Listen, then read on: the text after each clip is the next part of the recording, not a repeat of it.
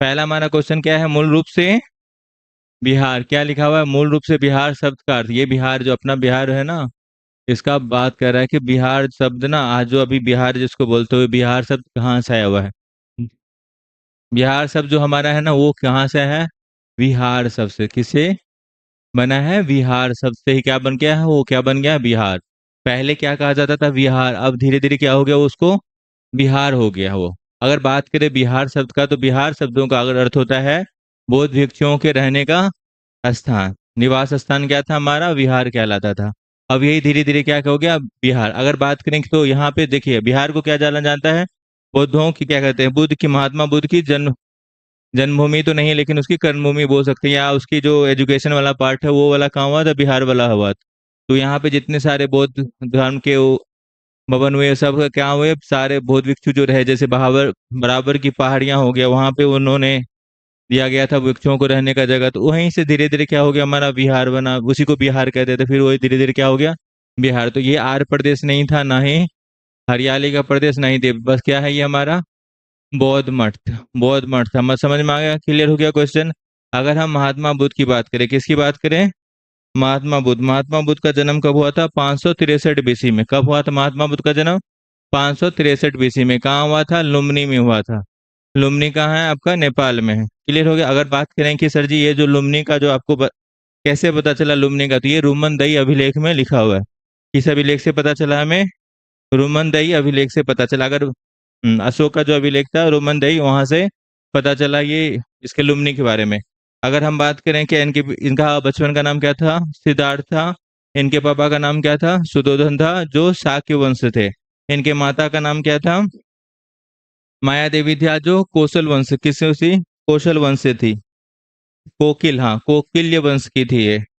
अगर इसकी मौसी की बात करें तो महाप्रजामति गौतमी, जो इनकी क्या कहते हैं, पालन पोषण बहुत किया गया था उनके द्वारा।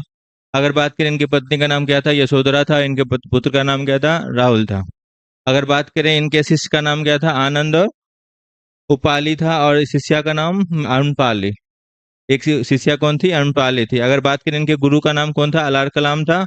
और इसका सारथी कौन था, चन्ना था। कौन था, चन्ना था। अगर घोड़ा का नाम बताइए, इसके घोड़े का नाम क्या था, कंठक। कंठक भी बोलते हैं, क्या कहते हैं, क्या, हाँ, ये कंठक। कंठक है इसके घोड़ा का नाम। क्लियर हो गया।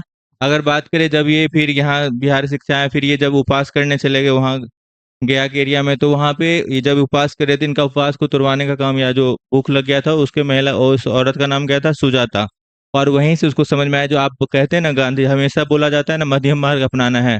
उसके बाद गौतम बुद्ध क्या बोले, ना ही हमको ज्यादा तप करना है, ना ही ज्यादा तप भी नहीं करना है। तो वो दोनों में बीच का रास्ता न अपनाए, उसी को क्या कहते हैं हम लोग, मध्यम मार्ग कहते हैं। समझ में, यहीं से बोला, उसी लड़की से ये ज्ञान मिला कि हमें कैसा जिंदगी अपनाना है, अब मध्यम मार्ग का अपनाना है। अगर बात करें कि देखिए घर से जो भागे थे तो क्या क्या देखे थे इन्होंने, चार कंडीशन देखा था। सबसे पहले बूढ़ा व्यक्ति देखा था, दूसरे बाद रोगी देखा, तीसरा मृतक व्यक्ति को देखा, चौथा सन्यासी जो सबसे मस्त था।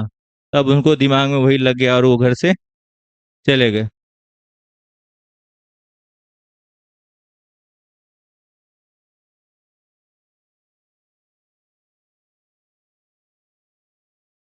क्लियर हो गया, यहाँ तक सबको, किसी कोई दिक्कत नहीं है ना।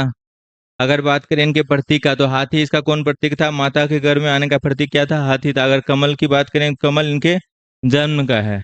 क्या इसका है, जन्म का। अगर बात करें घोड़ा किसका, गिरी त्याग का है। और इसका बोधि वृक्ष क्या है, ज्ञान प्राप्ति का। बोधि वृक्ष किसका है, ज्ञान प्राप्ति का। अगर बात करें हम धर्मचक्र, तो इसका प्रथम उपदेश क्या कहलाती है, जिन्होंने जो लोगों को प्रथम उपदेश दिया, वो किस नाम से जाना जाता है, धर्मचक्र से नाम से जाना जाता है। अगर बात करें कि बुद्ध के जन्मों की कथाएं कहाँ पे है, जातक में है। जातक में क्या है, इनके जन्म की कथा है। अगर बात करें इनकी मृत्यु, तो मृत्यु कब हुआ था, कुशीनगर में हुआ था। कहाँ हुआ था, कुशीनगर में। और इसकी मृत्यु को महापरिनिर्वाण के नाम से जाना जाता है। अगर बात करेगा इनका अंतिम वर्षा ऋतु कहाँ बीता गया, वैशाली से, वैशाली में बीता। और सबसे ज्यादा कहाँ दिए थे ये उपदेश, कहाँ दिए थे सबसे ज्यादा, सारनाथ में दिए थे। क्लियर हो गया। अगर बात करें प्रथम बौद्ध संगति, तो कहाँ पे हुआ था, राजगृह में हुआ था।